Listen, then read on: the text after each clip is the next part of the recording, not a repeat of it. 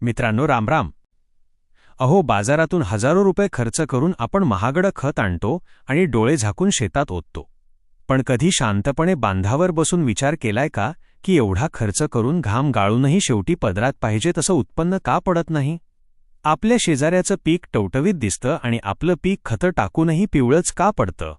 कारण आपण एक खूप मोठी चूक करतो. आपण खत देण्याची योग्य वेळ चुकवतो. शेतीत एक साधा नियम आहे, खत कोणतं टाकताय यापेक्षाही ते कोणत्या वेळी देताय यावर तुमच्या पिकाचं वजन, त्याची क्वालिटी आणि तुमचा निव्वळ नफा ठरतो. वेळ चुकली की खताचा एक दाणाही पिकाच्या अंगी लागत नाही, ते एकतर हवेत उडून जातं किंवा जमिनीत पक्क लॉक होऊन बसतं आणि आपला कष्टाचा पैसा थेट पाण्यात जातो. आज आपण कोणतीही फालतू बडबड न करता अगदी शास्त्रोक्त पद्धतीने आणि सोप्या भाषेत हे समजून घेणार आहोत की पिकाच्या वेगवेगळ्या अवस्थांनुसार खत देण्याचं योग्य शास्त्र काय आहे. हा व्हिडिओ संपूर्ण 1 तासाचा सविस्तर संवाद आहे, त्यामुळे घाई न करता शांतपणे विसावून ही अत्यंत महत्त्वाची माहिती समजून घ्या, जेणेकरून तुमचा खताचा खर्च अर्धा होईल आणि उत्पन्न डब्बल होईल. 1. लागवडीची किंवा पेरणीची वेळ. मुळांचा पाया मजबूत करणे. जेव्हा आपण शेतात बियाणं पेरतो किंवा ऊसाची लागवड करतो, तो काळ पिकाच्या आयुष्यातला सगळ्यात पहिला आणि पायाभरणीचा टप्पा असतो. इमारत जितकी पायावर भक्कम उभी असते तसंच पिकाचं या पहिल्या टप्प्यावर असतं. निसर्गाचं शास्त्र काय सांगतं? निसर्गाने प्रत्येक बियाण्यामध्ये उदा, सोयाबीन, कपाशी, गव्हाचा दाणा किंवा ऊसाच्या टिपरीमध्ये पहिल्या 5 ते 6 दिवसांची अन्नाची शिदोरी आधीच भरून दिलेली असते. बियाणं स्वतःचा टिफिन घरातूनच सोबत घेऊन येतं, त्यामुळे उगवणीच्या सुरुवातीच्या काळात पिकाला वरून जास्त नत्राची, युरियाची अजिबात गरज नसते. यावेळी कोणतं खत द्यावं? या सुरुवातीच्या काळात पिकाला जमिनीत स्वतःचे पाय घट्ट रोवण्यासाठी, जमिनीत खोलवर जाण्यासाठी आणि पांढऱ्या मुळांचा जलद गतीने विकास करण्यासाठी स्फुरद, फॉस्फरस, उदा, DAP, सिंगल सुपर फॉस्फेट आणि पालाश, पोटाश या खतांची सर्वात जास्त गरज असते. स्फुरद मुळांना ताकद देतं तर पालाश झाडाला रोगांशी लढण्याची प्राथमिक क्षमता देतं. चूक काय होते? अनेक शेतकरी बांधव लागवडीच्या वेळी हे बेसल डोस, पायाभूत खतं देत नाहीत आणि पीक महिन्याभराचं झाल्यावर वरून खतं फेकतात. तोपर्यंत मुळांचा विकास होण्याचा मुख्य काळ निघून गेलेला असतो. पायाच कच्चा राहिल्यामुळे पुढे तुम्ही कितीही खतं टाकली तरी पीक अजिबात जोम धरत नाही. 2. 20 ते 40 दिवसांचा काळ. पिकाची बालवाढ आणि फुटवे. उगवण व्यवस्थित झाली, मुळं जमिनीत स्थिरावली की पिकाचा हा दुसरा टप्पा सुरू होतो, ज्याला आपण पिकाची बालवाढ किंवा शाकीय वाढ, व्हेजिटेटिव्ह ग्रोथ म्हणतो. यावेळी झाडामध्ये काय घडत असतं? या टप्प्यावर पिकाला स्वतःचं अन्न स्वतः बनवायचं असतं. पानांचा आकार मोठा करायचा असतो. नवनवीन फुटवे, कोंब किंवा फांद्या काढायच्या असतात. जितक्या जास्त फांद्या आणि फुटवे येतील तितकी पुढे चालून फुलं आणि फळं जास्त लागणार असतात. यावेळची मुख्य भूक. यावेळी पिकाला सगळ्यात जास्त भूक असते ती नत्राची, नायट्रोजन म्हणजेच युरियाची आणि गंधकाची, सल्फर. नत्रामुळे पानांमध्ये हरितद्रव्य क्लोरोफिल तयार होतं, ज्यामुळे प्रकाश संश्लेषण वेगवान होतं. वेळेचं महत्त्व. या योग्य वेळी म्हणजे साधारण 20 ते 35 दिवसांच्या आत जर पिकाला युरियाचा पहिला डोस मिळाला तर पिकाला कडक गडद हिरवा रंग येतो आणि झाड जोमाने वर निघतं. जर तुम्ही हा काळ चुकवला आणि पीक खूप मोठं झाल्यावर उशिरा युरिया दिला तर झाडाची फक्त विनाकारण लोंबती उंची वाढते, पण पिकाला खरी ताकद मिळत नाही. ते आतून पोकळ राहतं आणि वाऱ्याने कोलमडून पडतं. 3. फुलं आणि कळ्या लागण्याचा काळ. प्रजननाचा नाजूक टप्पा. पीक जवानीत येतं तो हा काळ. पिकाला फुलं यायला लागणं, कळ्या धरणं किंवा ऊसाच्या बाबतीत विचार केला तर ऊसाला कांड्या सुटायला लागणं, हा पिकाच्या आयुष्यातला सर्वात नाजूक आणि वरदानाचा टप्पा असतो. अन्नाची भूक अचानक वाढते. या टप्प्यावर पिकाची अन्नाची भूक अचानक दुप्पट-तिप्पट होते, कारण झाडाला स्वतःची वाढ सांभाळून आता नवीन पिढीला फुलांना आणि फळांना जन्म द्यायचा असतो. जर यावेळी पिकाची थोडी जरी उपासमार झाली तर फुलं गळून पडतात, कळ्या सुकतात आणि थेट आपल्या उत्पन्नावर कुऱ्हाड चालते. यावेळी काय द्यावं? या काळात पिकाला मुख्य खतांसोबतच कॅल्शियम, बोरॉन आणि अॅमिनो ॲसिडसारख्या सूक्ष्म अन्नद्रव्यांची, मायक्रोन्यूट्रिएंट्स प्रचंड गरज असते. बोरॉन काय काम करतं?